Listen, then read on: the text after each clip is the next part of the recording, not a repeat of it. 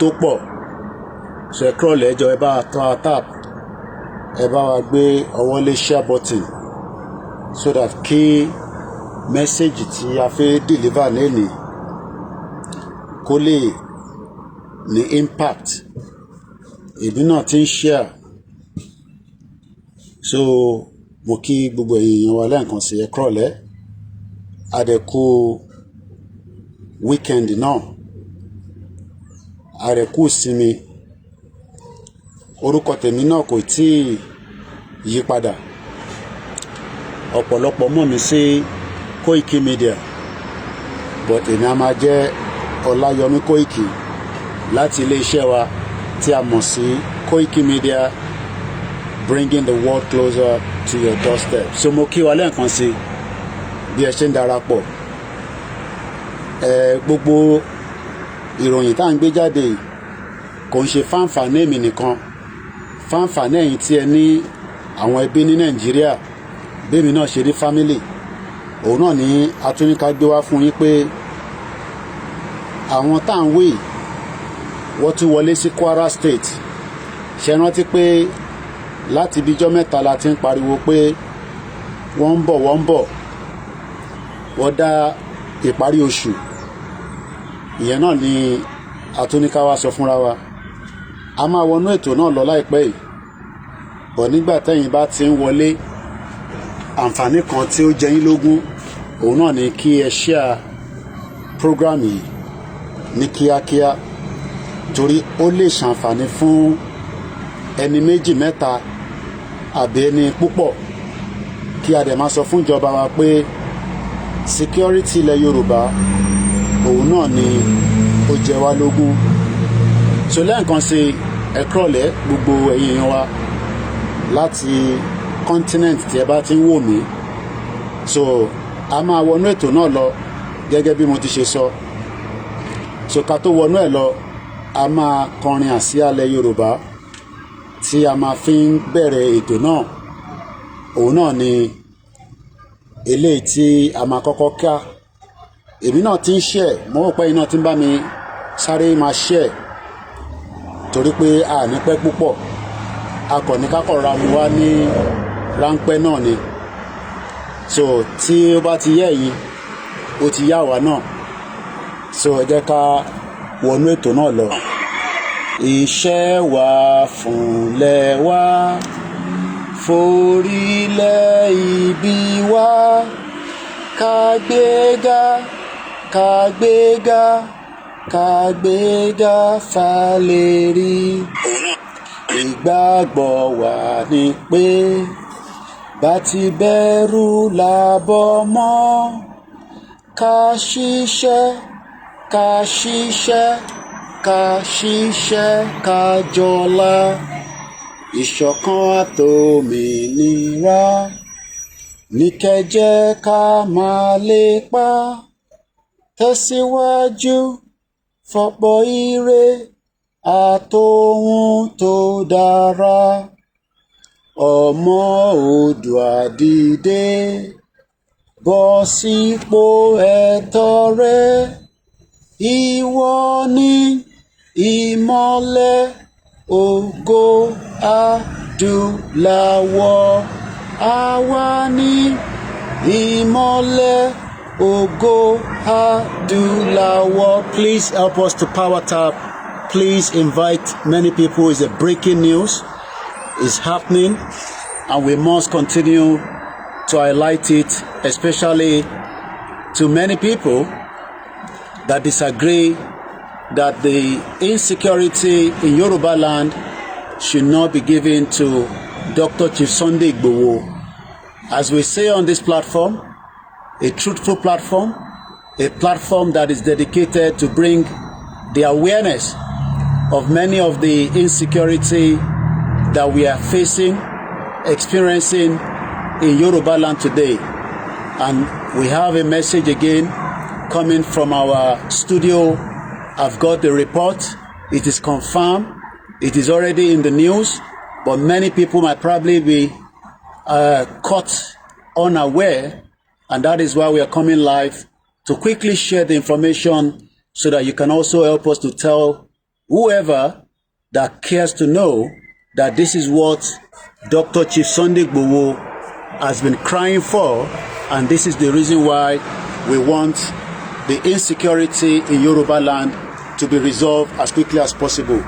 Once again, a very good evening and welcome. My name is OLAYOMI KOIKI, reporting from London, where we are bringing the latest development of another terrorist invasion in southwest of Nigeria, precisely Kwara State, as we know.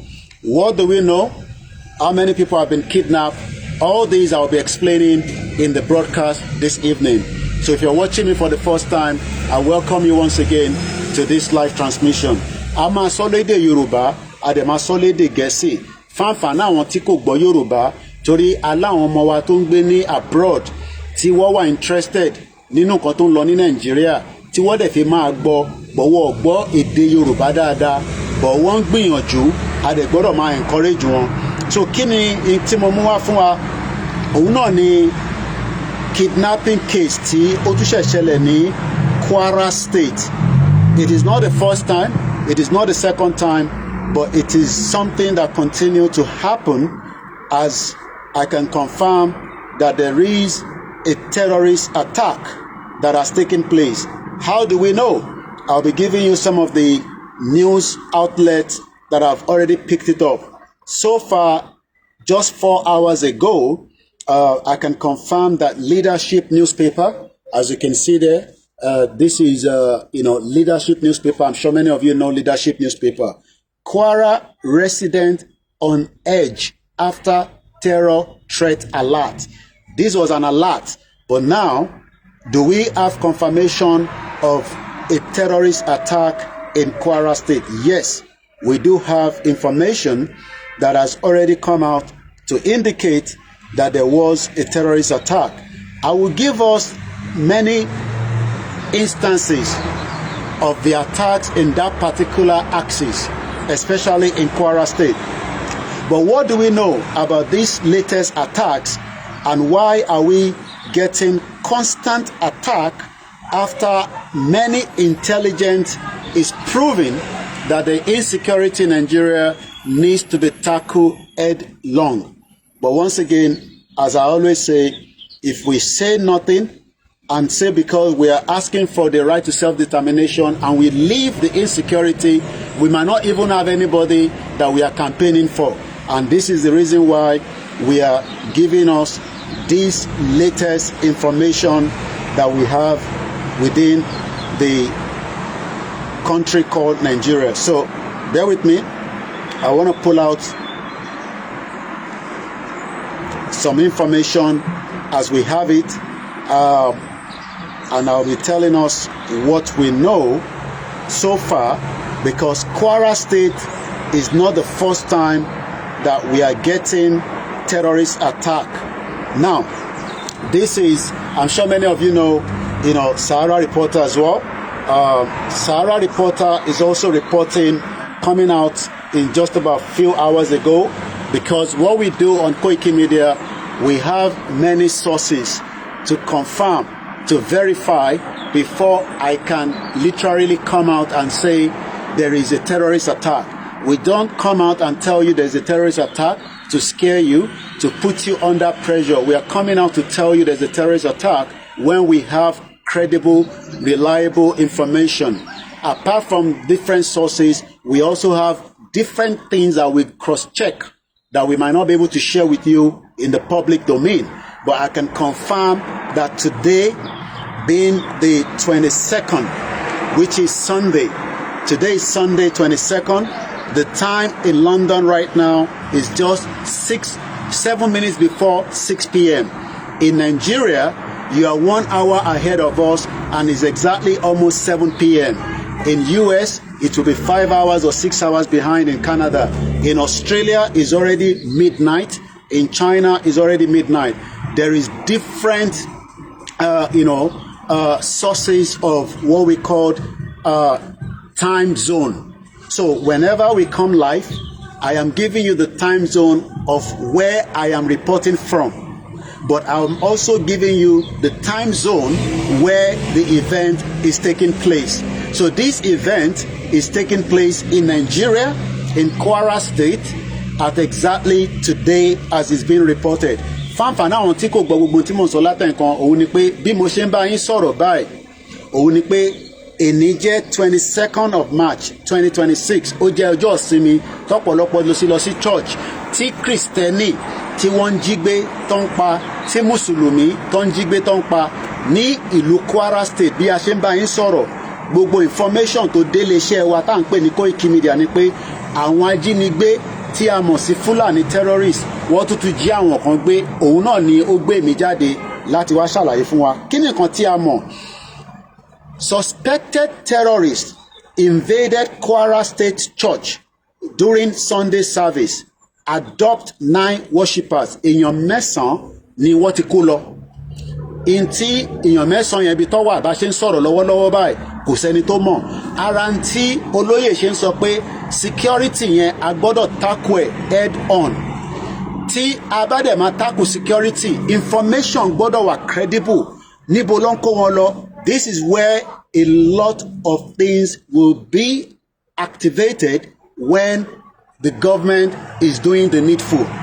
Because tó bá ṣe jí àwọn èèyàn gbé, that space of 30 minutes is a very crucial timing. Because intelligence has told us many times pé tó bá jí àwọn èèyàn gbé láti Kwara, they are taking them on a stretch miles away from that vicinity. So tó bá jíyàn gbé níbí báyìí wọ́n máa rin ìrìn almost 3-4 hours.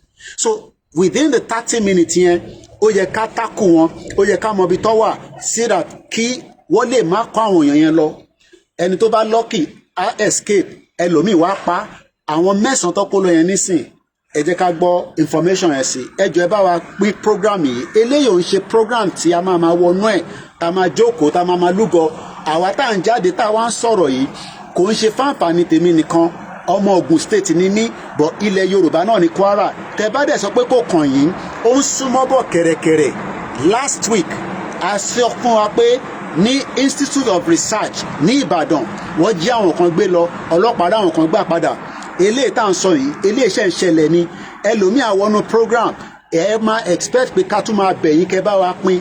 Kò ń ṣe pínpín tẹ̀ ń pín pé a fẹ́ fi rówó lórí ẹ̀. Káǹfààní lè dé ọ̀dọ̀ ibi tó yẹ kó dé, especially àwọn balẹ̀ Yorùbá àtàwọn politicians àtijọba wa tí ó wà lórí oyè lọ́wọ́lọ́wọ́ nísìn. According to multiple sources in the community told Sahara reporters that the heavily armed terrorists stormed the church while worship activities were going. Let's look at it this way. Ẹ jẹ́ ká wò báyìí. Tá bá ní ẹni tí ó wà ní church ní London kí terrorist wá wọnú church kó jíyàn 9 gbé ká má dẹ̀ rí ìjọba kó sáré jáde pé ká mọbi tó wà. Ṣó possible? Ṣéyàn lè wà ní church ní Russia kí àwọn terrorist wọnú bẹ̀ kó jíyàn gbé kí Putin má wá solution sí? Ṣéyàn 9 lè jí gbé ní America, even ní Turkey, even ní àwọn ibi tó ti ń jà lọ́wọ́lọ́wọ́ ní Qatar? Ara ń tà ń sọ pé ilẹ̀ Yorùbá tá à ń pariwo ẹ̀ yìí a gbọ́dọ̀ díjú wa kí Tálíbọ̀ kó wọ̀, because tí Tálíbọ̀ bá ti kó wọ̀ á difficult fún wa láti yọ. Wọ́n dẹ̀ ní igi gogoro má gún mi àtòkè láti wò ó ti ń gún gbogbo wa báyìí. Torí ẹni tó fẹ́ travel nísìn kò mọ̀gbà tó máa jí òun gbé. Lóòótọ́ à ń gbàdúrà à ń bẹ Ọlọ́run à ń bẹ àwọn onílẹ̀, but tá a bá gbé ìgbésẹ̀ bí mídíà ṣe ń pariwo yìí ó máa difficult láti resolve problem yìí. Mo kí gbogbo alẹ́ nǹkan sí, ẹ jẹ́ ká tẹ̀síwájú. Suspected terrorists have reportedly invaded a church in Oro-Ago local government in Ifelodun local government area of Kwara State. Kò ń ṣe nǹkan kò ń ṣe méjì láti ń gbọ́ pé Ifelodun local government, it seems there is a danger somewhere there. Ẹ jọ̀ọ́ ẹ bá wa power tap, ẹ bá wa share. This is not a joke anymore. A ti ń pariwo insecurity for the last 5 years, and even after 6 years kò tí ì dáwọ́ dúró. A dẹ̀ mọ̀ gbogbo agenda yẹn ni pé wọ́n fẹ́ islamize ilẹ̀ Yorùbá, wọ́n fẹ́ sọlẹ̀ Yorùbá di north tí wọ́n ń pààyàn tó ń jíyàn gbé, and we must not give room for that ní southwest lọ́dọ̀ tiwa. Let's go further. there were 9 worshippers, àwọn tó lọ sin Ọlọ́run, tó lọ pe Jésù, tó lọ ṣe prayer, tó lọ dúpẹ́ fọ́lọ́run pé ó ṣọ́ wa láti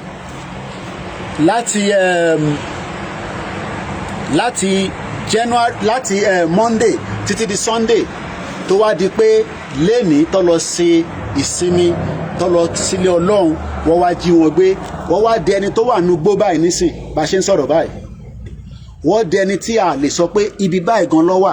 Ṣé bí a ṣe máa fòdọ̀wọ́ wa lélẹ́yìí tá à ní sọ̀rọ̀ torí pé ká má bàa upset ẹ̀yin tí ẹ̀ ń gbọ́ wa, àbí kí a má bàa upset yín látara tá à ń gbọ́ wa, àbọ̀rọ̀ mọ̀ yẹn nísìn. So gbogbo eléyìí ni a ṣe ń sọ fún ara wa pé insecurity is a topmost priority lákọ̀ọ́kọ́. Sources in the community told Sahara Reporter that heavily armed terrorists stormed the church while worship activities were ongoing. According to the source who spoke with Sahara Reporter, the attackers arrived suddenly, carried out the operation without any resistance as residents and worshippers fled for safety. Wọ́n ní kójú má rí bí gbogbo ara ní ẹ bá mi parí òwe yẹn. Bó bá ṣẹ̀yìn náà ń kọ́ níbi tí o ti ń ṣèjọ́sìn ní abroad tí terrorist bá wọnú bẹ̀, kí ló rò kó máa ṣẹlẹ̀? Ọlọ́mọ ṣe kí ni kò ní dánmọ mọ̀mọ́.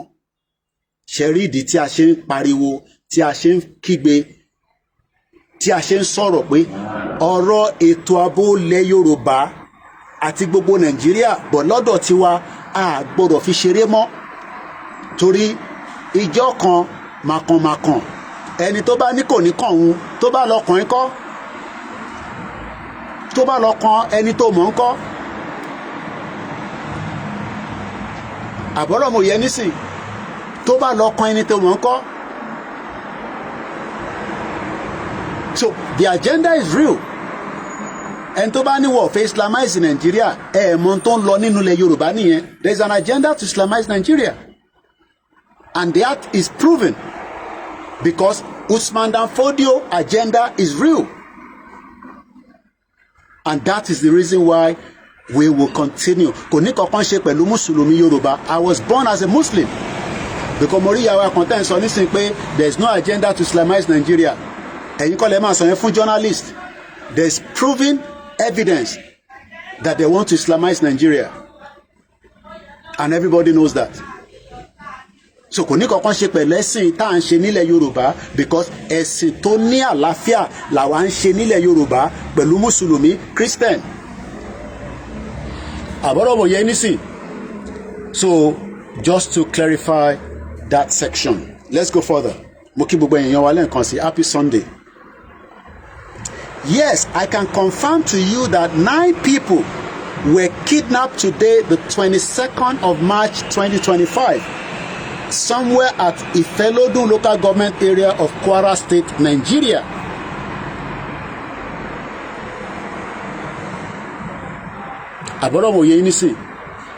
And this is the reason why we must and continue to propagate the message in the language that people will understand. You don't have to agree with the decision of Sunday Igboho, but we can see the evidence is there. You don't have to agree with the agenda of Baba Akintoye, but the evidence will continue. And this is the reason why we must continue to get the message across to everyone that needs to know. Mo kí gbogbo alẹ́ nǹkan sí happy Sunday. Residents said the gunmen suspected to be bandits operating in part of the region invaded the church premises and forcefully took victims to an unknown destination. Tó bá jẹ́ uncle tiyín, tó bá jẹ́ brother yín, sister yín, aunty yín, daddy yín, ẹ̀gbọ́n yín ni wọ́n jí gbé, tó ń gbé lọ sọ́nà inú igbó. What are you going to do? What will you do?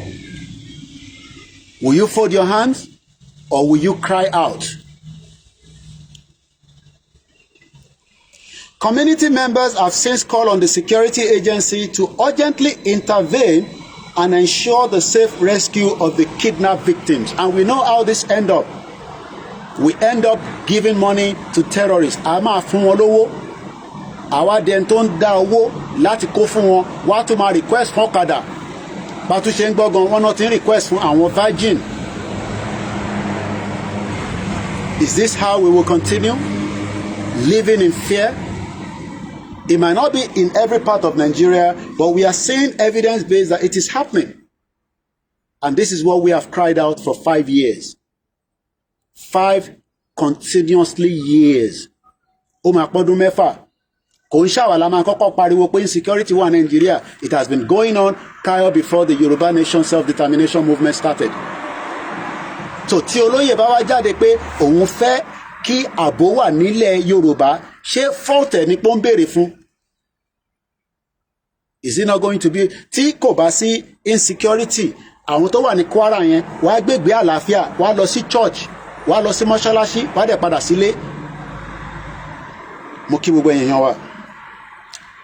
Sahara Reporter previously reported that security agencies in Kwara State were placed on high alert following intelligence indicating that suspected terrorists are planning coordinated attacks on 3 local government areas in Kwara South Senatorial District. Láti more than 2 weeks now, láti sọ fáwọn èèyàn pé a máa múra sílẹ̀ because they are coming. Wọ́n ní tí àwẹ̀ bá tán làwọn máa wá. A rí gbogbo wọn níbi tó ti ń kírun àwọn Fúlàní terrorist tó ń kírun Eid. Can you imagine the audacity and the kind of audacity that they have today? They have become one thing that needs to be taken out, whether we like it or not.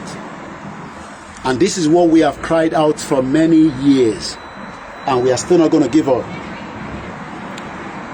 According to the statement, relevant authorities, including the Kwara State Police Command, the chairman of Ifelodun, Oro-Ago, and Isin local government areas, as well as other security agencies, have been formally notified about the threat. This is ongoing. 9 people are no longer with us because they have been taken out by the insecurity in the land. 9 people. If one of them was your family member, what will you do? If one of them was somebody that you know, what will you do? Now, let's take us back a little bit and just give us some of the highlight of event that has taken place in Kwara State that has made many people to understand that Kwara seems to be one area tó ti di ìbànújẹ́ fáwọn family kan. Torí a mọ̀ bí tó bá pààyàn ìbànújẹ́ ló máa jẹ́ fáwọn mọ̀lẹ́bí yẹn. Torí kò sẹ́ni tó fẹ́ kí Fúlàní kó pa family ẹ̀. Ó easy fáwa tí a wà lórí social media, but kò easy fáwọn tó wà nínú abúlé yẹn ní nǹkan tí wọ́n fara rọ́. Lẹ́ẹ̀kan sí, copyright is on our video. We do not give anyone the right to upload a full video on your own channel. It will be flagged down. If anybody ní copyright, it doesn't matter who you are. Àjọ ń ṣe Yorùbá Nation ni, àjọ ṣe Yorùbá Nation ni. Tí technology tàfi síta bá pìkẹ̀ pé ẹ gbé fídíò wa, ẹ gbé gbogbo fídíò wa sórí channel yín, ẹ cut inú ẹ̀ sórí channel yín, they will bring that channel down. It's as simple as that. Ẹni tó bá fẹ́ gbọ́ nǹkan tá à ń sọ, tó bá mọ̀ pé nǹkan tá à ń sọ lórí ètò wa, ó wù wọ́n kó gbọ́, kó follow wa, which we want you to do. Ẹ subscribe so that tá bá ti ń ṣe program, ẹ lè wà lára àwọn tó máa jàǹfààní ẹ̀. Ẹ follow wa, a ní WhatsApp group, a ní channel lórí WhatsApp. Tá bá ti bẹ̀rẹ̀ program, a máa ń fi link sórí ẹ̀. Ẹni tó bá dẹ̀ ní òun mọ̀ bí tá wà, a jẹ́ pé ó ní right láti lọ wo many things. There are millions of people happening right now. Bá ṣe ń sọ̀rọ̀ ogun tó ń lọ lọ́wọ́lọ́wọ́ ní Iran, ó ti lọ sí number 4th week. Kò dẹ̀ tí dáwọ́ dúró. Ó dẹ̀ ṣe fẹ́ bẹ̀rẹ̀ ni. but ogun tó ń lọ nílẹ̀ Nàìjíríà lọ́wọ́lọ́wọ́ ní South West ṣé ogun yẹn ṣó dáwọ́ dúró? mò ń bi wá ni o, torí ẹ̀ ń rí àwa kan gẹ́gẹ́ bí obstacle. Ṣé wọ́n máa jí èmi gbé níbi tí mo wà? I hardly don't think so. Now, we have seen many reports, and these are just many headlines coming out of Kwara State precisely. Ní 19th of November 2025, 3 killed as Islamic attack church service in Kwara State. Tá bá rántí picture yìí, nígbà tí wọ́n ń ṣe ìjọsìn, tí wọ́n ń lo Facebook just like báwa náà ṣe ń lò. Don't open, close. Tá bá rántí, how many of you remember this image? This image went round the world. Mo kí gbogbo ẹ̀yin tẹ́ ń wò wá láti Dubai. How many of you remember this image?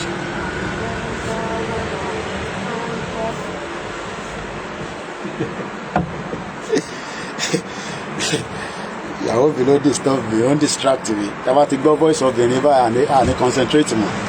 Àbọ̀rọ̀ mọ̀ yẹn nísìn. Ta ló rántí image yìí? Àti gbàgbé, but àwọn tí jàǹbá yẹn ṣẹlẹ̀ sí, àwọn ló ń jẹ̀rù rẹ̀ lọ́wọ́lọ́wọ́. Kọ́lọ́n bá fọ̀run kẹ́yà tó bí mi lọ́mọ. Èèyàn tó kú gan sef. Naturally, à ń feel pain yẹn nígbà yà ká má tí wàá sọ pé Fúlàní pààyàn. Ẹ ṣé gan ni bàbá wa Gani, àwọn nìkan ló rántí, àwọn tó kù àrántí mọ́. Ta ló rántí Ọ̀wọ̀ massacre? This happened last year. Ìyá mi ṣì wà láyé nígbà tí ìṣẹ̀lẹ̀ ilé ìṣẹ̀lẹ̀, kọ́lọ́n bá fọ̀run kẹ́. Kó bá wa tẹ sáfẹ́fẹ́ rẹ̀. So, tá bá ń sọ pé èèyàn máa kú, èèyàn máa kù, bọ̀ ṣódà kí Fúlàní máa pa wá lẹ́yọkan ní méjì. Lóòótọ́ population Nàìjíríà tóbi, bọ̀ ṣé bá ṣe wá ń mú wa lọ ní méjì mẹ́ta yẹn ṣódà. Ẹlòmíì ó lè jẹ́ olórí ẹbí ẹ̀ lọ́mú lọ. Wọ́n pọ̀ ọba kan láìpẹ́ yìí lọ́nà Oǹdó. Mo kàn fẹ́ fi image yẹn wọ̀n wá ni. Ní 1 month ago, Al Jazeera, gbogbo alamọ Al Jazeera, wọ́n ń lọ back to back lórí tó ń lọ ní Middle East báyìí. Kò ṣe pé wọ́n ní peak news tó ń lọ ní Nàìjíríà, but ogun tó ń lọ ní Iran ó ti gba airspace wọn. Eléyìí táwa náà ń ṣe nísìn, it's time. Tá a bá tẹ̀ ní kankan tá à ń ṣe, ìbíyàn máa jókòó pẹ̀lú family èèyàn, àjọ máa sọ̀rọ̀, àjọ máa rẹ́rìn. Instead of coming out, adúpẹ́ fẹ́yìn tí ẹ appreciate ẹ̀. Ẹ̀yin tẹ̀dẹ̀ ń sọ pé olóyè ìwọ fìlà APC, ṣé fìlà dádì ẹni kó wọ̀ àbí fìlà mọ́mí ẹ? Ìbéèrè ni o, kò tí ní jàdá ní. Torí in tó ń béèrè fún lára ẹ̀ náà là ń sọ yìí. Púpọ̀ nú yín mélòó ló lè jáde láti lọ bá wa defend ilẹ̀ Yorùbá? Àwọn tó ń wọ aṣọ funfun káàkiri ta ní kó lọ defend ilẹ̀ Yorùbá, wọ́n kàn náà wọn lọ́mọ ogun ni. Wọ́n lọ́mọ ogun tó lè lọ sí Kwara State láti lọ bá wa sọ pé n tó ń ṣẹlẹ̀ ń bẹ̀ yẹn. Ẹni tó bá jí gbé within 30 minutes tẹ́ bá ti rí wọn mọ́ pam, kẹ́ lọ máa prepare millions of naira. Ẹ lọ wo English Alhaji lórí Facebook. Tẹ́ bá wà lórí Telegram ẹ máa sunkún lójoojúmọ́ ni. Fábíàmọ́ bó ṣe ń pa àwọn èèyàn tó ń pa àwọn èèyàn bẹ́ni tó ń pa chicken. Bọ̀ kò lè mú yín lára torí pé ẹlòmíì ẹ ní human sympathy. Ẹ wá gbẹ́nu ṣàpàlà pé Ìgbòho ó ti dára APC, wọ́n ti fún lówó. Ṣé dádì ẹ ló fún lówó? Ṣé wọ́n ló kọ chẹ́ẹ̀kì fún? Nígbà tá níyàn tó wọṣọ funfun tó fi jẹ oyè táàmọ́ orí oyè tó fi jẹ, tó lóhun òun dúró kí gọ́ọ̀mẹ̀ntì wá fóun láyè kóhun tó wọnú igbó nígbà tó bá jí gbogbo èèyàn gbé. Èèyàn kan dẹ̀ jáde ó lóun máa fẹ̀mí òun máa fi di. Ṣódìgbà tó bá wọnú ibi tẹ́ ti ń ṣe patí tó bẹ̀rẹ̀ sí ń dàbọ̀ bolẹ̀, àbẹ̀rẹ̀ pé wọ́n lè ṣe, àbí tó bá ju àdó olóró sínú ẹ̀. Gbogbo wa lájọ máa jẹ breakfast. Ẹni máa kú, ẹni máa yè. But ṣé ó wá da kí Fúlàní kó máa gbẹ̀mí wa? Mo dẹ̀ ti sọ, life span tó wà Nàìjíríà kò ju 50 years old lọ. Ẹni tọ́lọ́run bá kẹ́ ló máa lọ more than 77. A fẹ́ yẹ kí gbogbo akádàgbà ká darúgbó sórí ilẹ̀ wa. Bọ̀ ṣé ilẹ̀ yẹn nísìn ṣáà ń gbádùn ẹ̀? nígbà tí mo lọ́lé mo gbé ẹran ọ̀gbẹ́ wá ó wà nínú kitchen mi àwa dẹni tó lè wọnú igbó máa lọ wọ ẹran ọ̀gbẹ́ torí àwọn tó máa jíyàn gbé tó máa pààyàn wọ́n wà nínú igbó tẹ́yìn kan bá ti wá tẹ̀tìra tẹ́tẹ́ kọ́bọ̀ data ẹ ní human pity ẹ ní human sympathy ntí British fi tó fi bó ṣe ní kìmí tó wọ́n sì ní human sympathy níjọ́ ní ládùúgbò mi helicopter ló ń land ọlọ́ọ̀lọ́mọ tó fẹ́ wá gbé ó lè jẹ́ ọmọ tó níran kò sí tó kàn wọ́n àtẹ̀wá ní human feelings kankan mọ́ fúnra wa àwa wá ń jáde ẹ pé wà lóríṣiríṣi orúkọ bọ̀ ìyá mi ti ní kí n má dá yín lóhùn mọ́ ó ní because làákàyè gbogbo yín díẹ̀ ṣùkúrú ni torí tíyà bá jẹ̀yàn tán débì kan nǹkan tó bá wọ̀n ló lè sọ sẹ́nibọ́dì tíwọ náà bá wà òkè nínú Nàìjíríà tí iná wà tí gbogbo nǹkan ṣiṣẹ́ bó ṣe jẹ́ kó ṣiṣẹ́ tó lọ síbi iṣẹ́ torí pé many Nigerians kò sí work ethics jìbìtì ó lé owó lẹ̀ ń wá fast money àárọ̀ la nísìn gbogbo èèyàn àwọn tó ń lọ síbi iṣẹ́ ẹni tó ti lọ síbi iṣẹ́ báyìí gbogbo àwọn tó ń rìn lójú títì báyìí nísìn ẹlòmíṣẹ́ ń bọ̀ ni ìntàn fẹ́ kọ́ nìyẹn àsìkò fàájì dẹ́ máa wà bó ṣe ń ṣe fàájì ní Woolwich wọ́n ń ṣe ní Peckham wọ́n ń ṣe ní Birmingham wọ́n ń ṣe ní Manchester wọ́n ń ṣe ní Coventry wọ́n ń ṣe ní Dallas àsìkò iṣẹ́ ọ̀tọ̀ àsìkò business ọ̀tọ̀ tí wọ́n lè gbé business lọ sí Ifelodun nísìn kọ́ business ẹ lọ sí Ifelodun torí pé tó bá jẹ́ pé yìí ní human feelings bí kan ṣe ń ṣẹlẹ̀ ní Kwara State ṣọmọ Kwara State lèmi ṣe bọ́mọ Ogun State ní mí but in tó bá ti bá mú wọn náà ló bá kinní kan ṣe n tó lóye ń béèrè fún yẹn nísìn pé ká ṣe ààbò ká support àwọn tó wà ń bẹ̀ tẹ́lẹ̀ Àmọ̀tẹ́kùn wà níbẹ̀ kọ́ increase capacity àwọn tó máa tètè wọnú igbó tẹ̀lé àwọn wèrè yìí àwọn tó ní àwọn tó yẹ pé ẹ̀mí ò jẹ́ kankan sí wọn kọ́ yọ ẹ̀mí kúrò lára àyàn ara iṣẹ́ tí Elédùmarè dá wọn nìyẹn ṣé wọ̀gán o lè dùnbó èèyàn bọ̀ kò jọ wá lójúmọ́ Koiki ni kí ló tún fẹ́ wá sọ ìtì máa sọ́pọ̀ àmúbọ̀ díẹ̀díẹ̀ ni a sì ń grief lọ́wọ́ lóòótọ́ Ọlọ́run bá fọ̀run kẹ́yà mi but ìta máa sọ ń bẹ ẹ̀ẹ́dẹ̀ lè gbọ́hùn lẹ́nu mi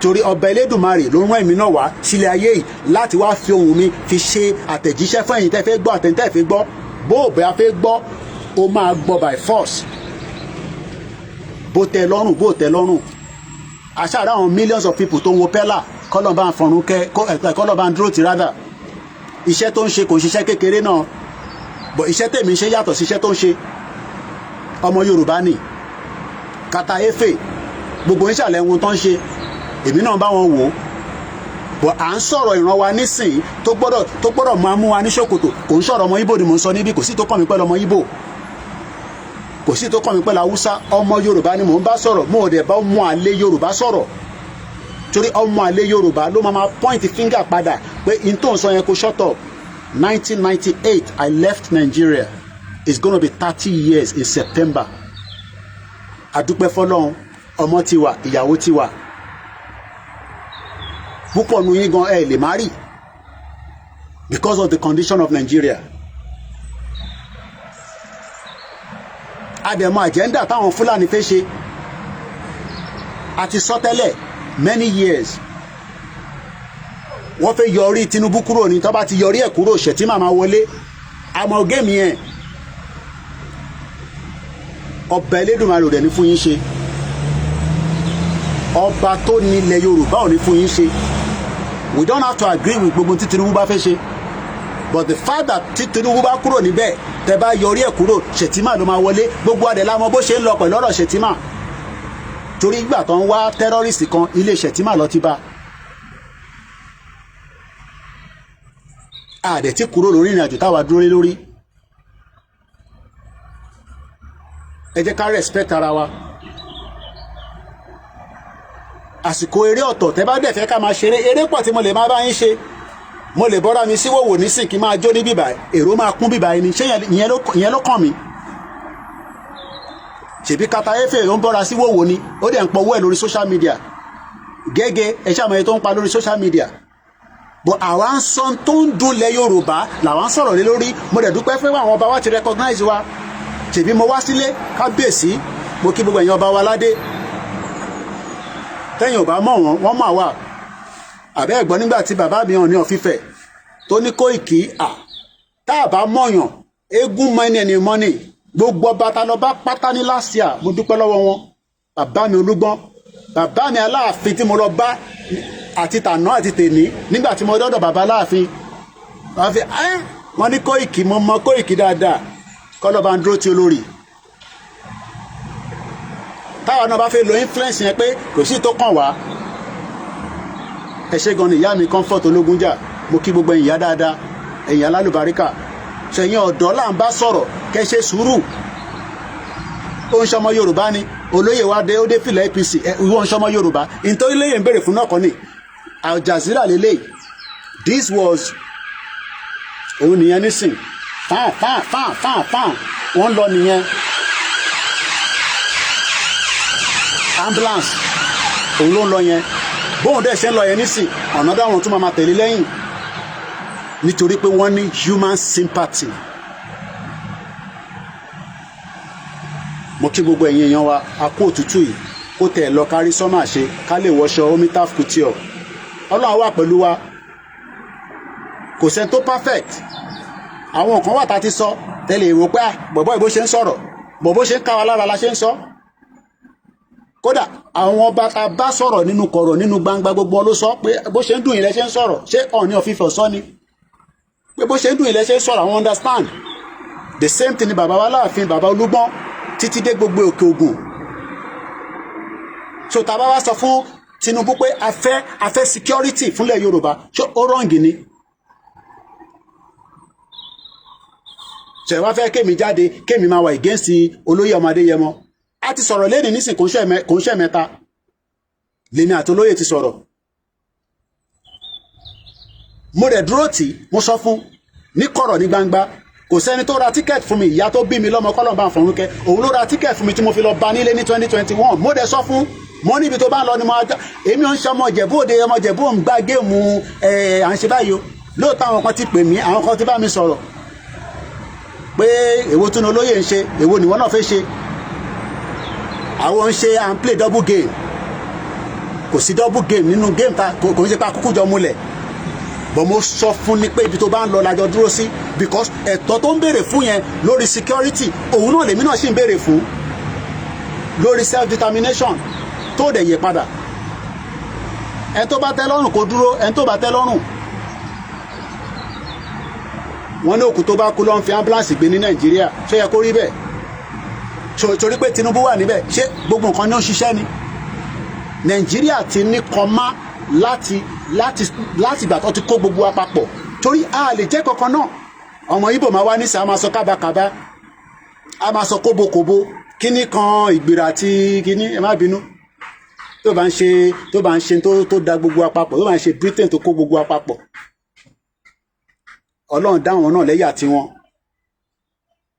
àwítán táwọn Yorùbá bá tẹ̀ ń sọ̀rọ̀ sólóyè kí ni tọmọ Ìgbò àtẹ̀gbọ́sọ̀wò rẹ tó ń sọ̀rọ̀ ìbọmọ Yorùbá ni àwa sì lè bá ara wa sọ̀rọ̀ internally kí wá tún ní tọmọ Ìgbò ń bẹ a dẹ̀ ní cordial relationship pẹ̀lú àwọn tó yẹ ká ní pẹ̀lú ẹ̀ ní week tá a fẹ́ mú ìlágbára Ọlọ́run Nnamdi Kanu chairman Baba Akintoye deputy chairman ní Washington DC ó máa ṣẹlẹ̀ lọ́ndì 25 pẹ̀lú pé Nnamdi Kanu wà ní Sokoto a sì nífẹ̀ẹ́ dọ́là a sọ̀rọ̀ Nnamdi Kanu lé ní ọbọ̀ dọ́là èmi àtolóyè sì ń sọ̀rọ̀ Nnamdi Kanu à ń sọ̀rọ̀ Simon Ekpa but àwọn mú àlè ẹ fẹ́ Peter Obi ẹ tún fẹ́ Biafra ẹ ti rí Mugudu ẹ ti rí ọ̀dẹ̀ àbí bẹ́ẹ̀ kọ́ ẹ fẹ́ lọ gbé Àtíkù wá tá ló mọ géèmù tá Àtíkù fẹ́ wá gbá a sọ pé Tinubu ó ṣe ná fún yín ni gbogbo yín ṣe níná nílé mò ń béèrè lọ́wọ́ yín èèyàn mélòó ló níná àti bande àti ìgbà tí mo wá sí Nàìjíríà àwọn kan ló bande tí mo fi kúrò orúfẹ́ ìṣolú ẹ̀ léṣe jẹnẹrétọ̀ gbogbogbogbogbogbogbogbogbò níjọba Tinubu after 3 years tabadawa independent power wa a máa ṣe àrẹ̀dúpẹ́ pọ̀ tí ní kọ́ lọ́ máa ṣe independent power ó kù sáwọn gọ́vnà yín lọ́wọ́ títí ìrèwọ̀ ṣe àdẹ̀ ni wọ́n ń jíyàn gbé kẹrí ó tuntun lọ ìkan ló tún lọ yẹ kí ni mo sọ backup kékeré ní ìtò lọ tẹ́lẹ̀ ńlá ní ìtò lọ nísìn àkọlé máa fi wọ̀nyí ni tẹ bá wá sórí social media tẹ bá ti wá ẹ fẹ́ máa disrespect Ìgbòho ṣé ìwọ lè rí èmi ní tó bá rí mi ó lè sọ̀rọ̀ sí mi kí má tì kàbọ̀ ẹ lójú kí la gbé kí la jù tèbí kí ìran wa kó wà òkè ni tí bá lọ ń ṣiṣẹ́ mi tí mo wà òkè tí mo dẹ̀ wò pé kí ló ń lọ ní Nàìjíríà tí dẹ̀ wọlé tí mo ṣe fàájì àwọn kan ti ra tíkẹ́ẹ̀tì dẹ́tì December nísìn àwa ń sọ̀rọ̀ tó ń dunlẹ̀ Yorùbá láwa ń sọ̀rọ̀ ní lórí ẹ̀ẹ́dẹ̀ lè gbẹnu wa kúrò lórí ẹ̀ Ìjẹ̀bú ló bá British fàdélẹ̀ o ẹ fẹ́ ká bá Tinubu jà á ti bá jà ọ̀nà oríṣiríṣi rẹ̀ lálẹ́ fi bá jà bọ̀ ìjà ta fẹ́ bá jà ni pé fún wa ní security bàbá ẹ gbé security ilé wa lọ́wọ́ ká wọlé tí àwọn wèrè tó ń lé àwọn ìyá wa tó ń pa àwọn èèyàn wa tó ń jẹ kẹ́ nísìmí ẹ gbé security fún wa ẹ confam ẹ̀ délẹ̀ kẹwàá rí sí ìyá kejì mo fẹ́ sọ̀rọ̀ jù torí mo fẹ́ máa wọlé lọ kí la gbé kí la jù ìyàwó wo ló kàn wá pẹ̀lú àti Fúlàní sọ ìfẹ́ kémi ìyá tó bí mi lọ́mọ ní òun ò gbọ́dọ̀ gbọ́ lẹ́nu ẹ̀pọ̀ bú Tinubu kò ń ṣe pé perfect ṣé Tinubu ló da Nàìjíríà rú ni òun kọ́ ló da Nàìjíríà rú bọ́ a sọ fún bàbá pé bẹ́ẹ̀ ṣe ń lọ yẹn ọ̀nà tẹ́ fẹ́ gbà yẹn kò wọ́tẹ̀ tó bá dẹ̀ náà tó ń fẹ́ gbà nìyẹn ohun Elédùmarè ni kó fún wa ní security ká di security mú ẹ̀ ń bínú sólóyè pé dé fìlà APC ṣé fìlà dádì ẹ̀ tó kó sílé fìlà dádì ẹ̀ tó wúlò ṣé òun ni kó dé wọ́n béèrè ní o ṣé fìlà dádì ẹ̀ ni kí olóyè dé sórí does that mean I agree with Tinubu? No. But lórí ọ̀rọ̀ security a gbọ́dọ̀ agree pẹ̀lú ẹ̀ because òun ló wà níjọba ṣé Shettima ló máa fún wa ní security ṣe fi pé tí ó bá jẹ́ pé Shettima ló wà lórí oyè ẹ dá mi lóhùn ṣé Shettima máa fún wa ní security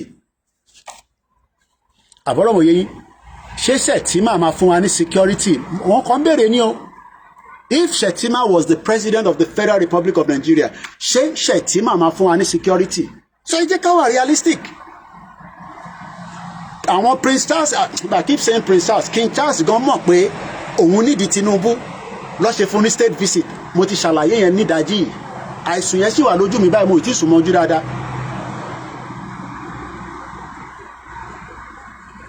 So there is a work in progress. Yorùbá nation ò lè dé níjọ́ kan kò possible. àyà máa gba Yorùbá nation máa wá dé níjọ́ kan ta ló sọ fún ẹ bẹ́ẹ̀.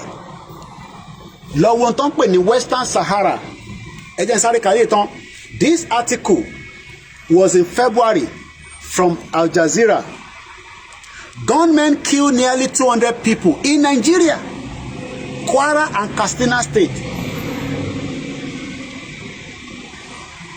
Boko lè dùn wọ́ ẹ ṣé gan ni mo rí pé àwọn tó wà lórí TikTok àwọn ti bínú wọn ti bá wa gbé lọ sí 250 àwọn tó wà lórí Facebook àti YouTube ẹ bá wa gbé lọ káàkiri mo kí gbogbo èèyàn wa àní mo kí Ọkọya Fọláyan òun ti pè mí gbogbo ẹni tó bá fẹ́ bá mi sọ̀rọ̀ ẹ ní nọ́mbà mi lọ́wọ́ ẹ pè mí kájọ sọ̀rọ̀ bọ̀ kò ń ṣe pé kẹ́ máa béèrè lọ́wọ́ mi pé ibo ni Ìgbòho tún ibo ló yà sí àdúgbò yìí ni kó yà sí ni Alájà Ìrọ̀rùn ló bá dé gbogbo Manchester mo kí ẹ ṣé àdúgbò yín ni kí Ìgbòho yà sí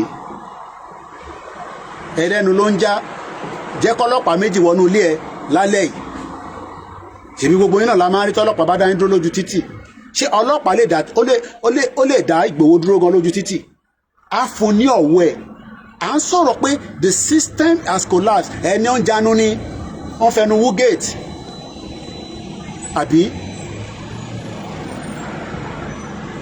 jẹ́ kí ọlọ́pàá méjì ká ẹ mọ́lé kó mọ bó ṣe ń lọ tọ́dẹ̀ kó mọ wọlé ọlọ́pàá Nàìjíríà tẹ́ pé ó lè kó gbó sínú mọ́tò ẹ̀gàn kó sọ pé inú mọ́tò ẹ̀ lòun ti bá gbogbo alamọ bó ṣe ń lọ Nàìjíríà wọ́n fi wá pa sínú ilé ní July 1st ìyẹn lásán gan ó jẹ́ kó máa upset gbogbo wa àdèmọ́ bó ṣe ń lọ àmọ́ gbogbo géèmù yẹn ní 2021 but tásìkò bá wá tó pé ó tún wá ní security kóun fi protect ilẹ̀ Yorùbá àdẹ̀tí ní tó bá ní àwọn nìkan kọ́ ló fẹ́ ṣe kó gbé díẹ̀ náà fún Gani Adams èmi ò dispute yẹn èmi ò ní fi àbùkù kọ Ìbà Gani Adams but màá pressure Ìbà Gani Adams pé he failed Yorùbá land so that kí má bàa máa sọ pé àìtórí ó jẹ́ agbẹnusọ Ìgbòho ló ṣe ń sọ̀rọ̀ sí Ìbà Gani Adams ẹ lọ bí bàbá Ìbà Gani Adams pé ṣé wọ́n mọ Koikimedia níjọ́ wo ni wọ́n ti jọ mọ́ra ṣé Koiki tẹ̀lé wọn lọ sí Ondo State ní àkókò he still alive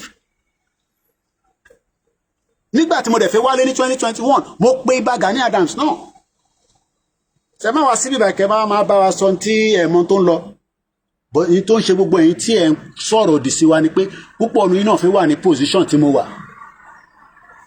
ẹ fẹ́ wà ní position kódà bíi pé ẹ̀yin lẹ máa wà níbẹ̀ èmi dẹ̀ kọ́ mo ní kí àwọn parent ti yín kàn máa ní foresight láti gbé yín kúrò Nàìjíríà ìyá tó bí mi rí foresight ni kọ́lọ̀ bá ń fọrún kẹ́ ó ti lọ nísìnyí ó ti lọ síbi tágbà rè but kó tó lọ yẹn ó rí foresight yẹn ní 29 years ago when she pulled me out of Nigeria ṣé fọ́ọ̀tì tèmi wá nìyẹn ni ilẹ̀ tí ń ṣú ẹjẹ́ ń lọ so mo kí gbogbo èèyàn wa so mo kàn ní kí n wá sọ fún yín fẹ́ni tó ì tí mọ̀ wọ́n tún ti jí àwọn 9 gbé bá ṣe ń sọ̀rọ̀ yìí so àdúrà wa gbà ilẹ̀ Yorùbá Fúlàní ò ní gbà lọ́wọ́ wa ẹ̀ bá ń ṣàmì ẹ̀ lórúkọ Jésù Kristi adélẹ̀lérí àtẹ̀mí àtẹ̀yìn Yorùbá nation ò tí kú ó sì ń lọ níbi tó yẹ kó lọ ó dẹ̀ máa débi tó yẹ kó lọ ẹ ní láti dá àwọn ọmọ Ìgbò lóhùn àwọn ọmọ Ìgbò wà jealous pé Nnamdi Kanu wà ní prison àwa kọ́ la fi sẹ́wọ̀n Ìgbòho ń rìn káàkiri problem ti yín nìyẹn kò ń ṣe problem tiwa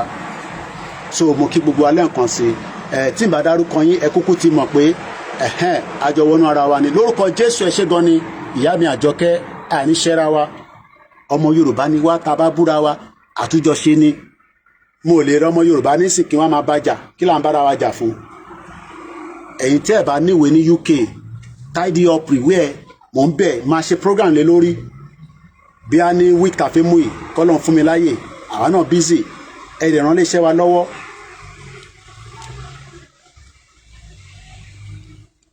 tẹ́bá eléyìí why is Igboho supporting APC I think he's shown his royalty Mazi Nnamdi Kanu is a hero lọ sọ fún dádì ẹ àkínṣe ọmọ Yíbò ọmọ àlè ọmọ Yorùbá làwà it dey pain them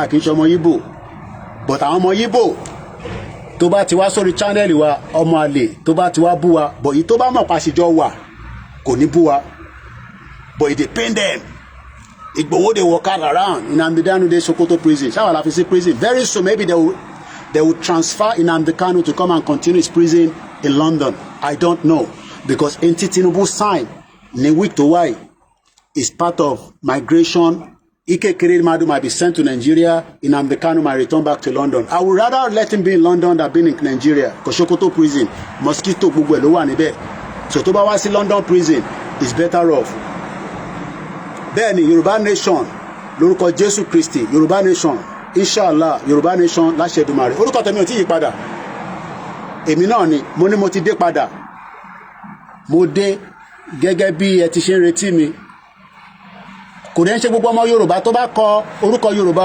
ọmọ àlè wà nú wọn Fúlàní àti Ìgbò wà nú wọn ẹ gbọ́dọ̀ máa wà careful because tó bá ti ń kọ̀kọ̀ kúkọ yẹ bẹ́ẹ̀ni Igboho and Nnamdi Kanu 2 different cases. Ẹ kó wà ní Sokoto prison let them bring it Nnamdi Kanu back to London gbẹ̀yàn kọ̀kọ̀ wọlé there is no time for that I need to go now thank you so much we love you remember I am your last man standing and we will continue to educate and also make sure that the truth will be told regardless of who it is. A máa sòtítọ́ fún Tinubu Nigeria as ẹ ṣé gan ni thank you so much for that investor for the gift ẹ ṣé gan ni ẹ fi wọlé fún 1 minute ní time yẹn kò gbọ́dọ̀ ju 1 minute lọ jọ nígbà tẹ́ bá ti wọlé ní sẹlómìnà tún bẹ́ẹ̀ mi ó yá ẹgbọ́n sókè ní kíá mọ̀ ní time. Good evening. Good evening. Only question about my family, right? And would it be again to Mr. Igbo? And more video call to go fire. See Mr. Igbo only pay kí other party pé wọn lè wá campaign nílẹ̀. Buhari sọ jù bẹ́ẹ̀ lọ ẹ má kò sọ̀rọ̀ nínú yẹn Buhari sọ jù bẹ́ẹ̀ lọ kò sọ̀rọ̀ nínú yẹn mo ní kankan tí mo fẹ́ respond mo ń gbọ́ yín mo ń gbọ́ yín. Ní ó lè fàṣẹ tí yóò bá lọ sí ilẹ̀ Ìgbò. Possible kí irú nǹkan bẹ́ẹ̀ ṣẹlẹ̀. Ṣé àwọn tó fẹ́ campaign. Wọ́n náà ni mo ní sùúrù mo ti sọ fún yín pé kò sọ̀rọ̀ nínú yẹn. Kò sọ̀rọ̀ bọ̀tẹ́ gbóhùn sókè kò sọ̀rọ̀ èmi mo gbé yín wọlé mo lè challenge lórí nǹkan tó bá fi bá mi sọ kò sọ̀rọ̀ nínú yẹn politics nìyẹn politics Nàìjíríà nìyẹn a ti mọ̀ pé politics bó ṣe ń play nìyẹn. mo ṣe respect Mr. Igboho but ṣe rí fídíò tí mo rí yẹn. Wà á respect wọn mọ́. no but ṣe rí irú nǹkan bẹ́ẹ̀ yẹn. Ẹ má mo ti ní kò sọ̀rọ̀ ńbẹ̀ nígbà tẹ́mi ti ní kò sọ̀rọ̀ ńbẹ̀ ẹ má ẹ̀ka tún gbé lọ síbẹ̀ mọ́ kò sọ̀rọ̀ ńbẹ̀ ẹ̀yẹ fi yẹn sílẹ̀ kò sọ̀rọ̀ ńbẹ̀ àbúrò mọ̀ yẹn nísìn. Mo kí gbogbo èèyàn wa ẹni tẹ́fẹ́ tọ̀rọ̀ bọ̀ lẹ́nu ni mo ní kò sọ̀rọ̀ ńbẹ̀ kò sí ọ̀rọ̀ níbẹ̀ bàbẹ́ kò sí ọ̀rọ̀ níbẹ̀ fact lẹ gbọ́ lẹ́nu mi yẹn sọtẹ́ bá ní ọ̀rọ̀ wà ń bẹ̀ kún ní kò sọ̀rọ̀ níbẹ̀ ti drop ẹ̀ Ìgbòho sọ kinní kan politics ní gbogbo yẹn gbogbo alamọ bí politics ń lọ ní Nàìjíríà kò sọ̀rọ̀ nínú yẹn ó yẹ gbóhùn sókè wáì ká tó máa lọ. Ó mà tó jẹ́ mẹ́ta broda ó yẹ gbóhùn sókè oúnjẹ ti rẹ́dì sálẹ̀ mo ṣe ń sáré lọ ẹjọ́. Mo gbọ́ ẹ farabalẹ̀ oúnjẹ. Oúnjẹ ṣe pàtàkì tinú la fi ń wò ta. Ìyá mi ní o gbọ́dọ̀ máa jẹun fún wa pé òun lose weight ní gbogbo wa ó yá. Ẹ máa gbọ́ mo gbọ́ nǹkan tẹ́ sọ sí tèmi jókòó dáadáa tí mo digest ẹ̀. Ìyẹn kan ní you like food mo gbọ́. Nnamdi Kanu máa pull out of Sokoto. Confirm wọ́n negotiate lábẹ́lẹ̀ gan lágbára Ọlọ́run mo ń gbọ́. Hold on. Nnamdi Kanu will pull out, go to London.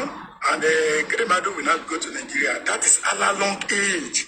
We don't need these people to rule us again. Okay. Who are senseless. Okay. Are we under London? Okay. So London, the one it's your man, in London. No. He's a British citizen. Hold on. Nnamdi Kanu is a British. Hold on. Hold on. Look, it's not the first time that there is a prison. Hold on. You are living in America. We know there's prison swap all the time around the world. As long as the government are happy with it.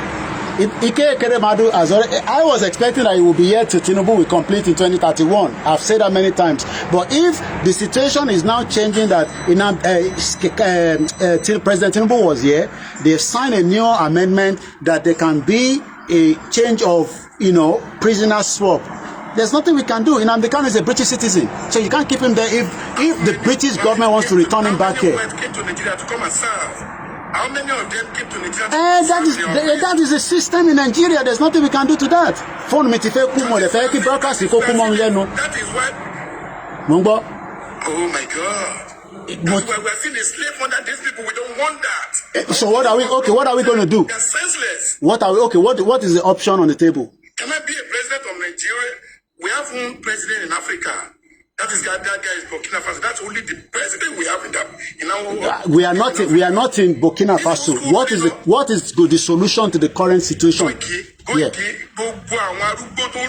We don't need these people. So what is the solution? What is the solution? You commit an offense in your country, you serve in your country. You see, for an option, what is the solution? What is the solution? What is the solution? It happens everywhere. There's prisoner swap. Well, there's nothing we can do to that. Whether Ike Keremadu now return and go and be sitting inside air condition, be eating pizza, that is a problem that we have in Nigeria. What is the solution? Mo fi le meta e da mi lohun. Phone mi de ti fe ku mo le fe ki YouTube yẹn ku mo mi lẹ́nu. Ayen yan wa àníri jù bẹ́ẹ̀ lọ mo kí gbogbo alẹ́ nǹkan sí àṣeyọrí la máa ṣe ní gbogbo bí ṣẹ̀rẹ́ àwọn tí wọ́n sọ̀rọ̀ against Ìgbòho tó jọmọ Yorùbá internal problem ni but ṣẹ́ra àwọn ẹ̀yà kejì in tó ń dùn wọ́n ojú pé Nnamdi Kanu wà lẹ́wọ̀n lọ Ìgbòho ń rìn káàkiri in tó ń dùn àwọn nìyẹn. So bó ṣe jẹ́ nìyẹn, yes, break the shit hole and we can have a better opportunity.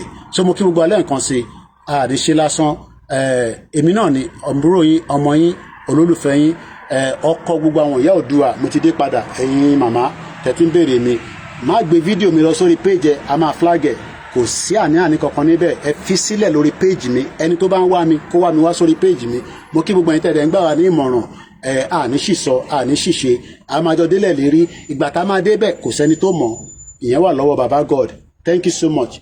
Ogun Iran àti America ó fẹ́ wọ gear 5 because Trump ti fún Iran ní 48 hours kó ṣí Strait of Hormuz, if otherwise ó máa blow gbogbo ìtàn pè ní gas kíní wọn gbogbo week ta fẹ́ mú yìí ó máa lẹ́tìkẹ́. Èmi àti ẹ àní pàdé àdánwò nípàdé wa, ó ń bẹ ní London, ń bẹ l'Amẹ́ríkà. Àwọn ìyá kan àtọmọ méjì mọ́tò truck ó lọ rọ́ọ̀lù wọn l'Amẹ́ríkà. Àwọn tó wà l'Amẹ́ríkà máa ń rí story yẹn, ọ̀dọ̀ Linda Ìkejì mo ti rí. Ṣèyàn ń gbé l'Amẹ́ríkà, ń gbé ní UK, à ń fi Ọlọ́run kó máa fi ṣẹ́ṣọ́ gbogbo wa ni. They were going to the church, I believe. Truck driver ó dà pé ó ti wà intoxicated, ó lọ kọlu mọ́tò àwọn yẹn, ó pa woman yẹn lẹ́sẹ̀kẹsẹ̀, ó pa ọmọ méjì nínú ẹ̀. Níbo ló ti fẹ́ bẹ̀rẹ̀? Àdánwò ni wá bá wa nulé wa o, àní rí wàhálà o. Èèyàn ń bẹ ní ambulance ló tún lọ yẹn, so èèyàn wà labroad, mẹ́wàá ń ṣẹlẹ̀ o. Màá fàdúrà sọ́dọ̀ àwọn tó bá ní òun gbàdúrà, jókòó ti àdúrà yẹn, mórí ẹ̀ ń bẹ̀ AKO àwọn tó ń wa mọ́tò ní Nàìjíríà. Ètò ń ṣẹlẹ̀ ní àgbáyé ó kọjá kiri ní o. Ọlọ́run ní jẹ́ ká rí láburú o, Ọlọ́run wà pẹ̀lú gbogbo wa o. Ẹ ṣé gan ni o, ẹ subscribe, kẹ́ follow wa. Ẹni tó bá ní ìbéèrè méjì mẹ́ta ẹ pè mí, tá bá láǹfààní àbáyín sọ̀rọ̀. Mo kí gbogbo ẹ̀yin ìyá wa pátápátá àtàwọn tájọ wà lórí GR1, ẹ̀yin tẹ́ ń tọ́jú mi lọ́tún lọ́sì, ẹ̀yin tẹ́ ń ní Koiki, àdúrà ni mo lè fún ẹ, owó la lè fún ẹ. Ẹ ṣé gan, mo dúpẹ́ o. Èmi náà ni o, Koikimedia, bringing the world closer to your doorstep. Ire o, have a great week. A tún máa pàdé nígbà tí Ọlọ́run bá ní a tún máa ríra wa o. Ẹ ṣé gan ni o. Bye for now.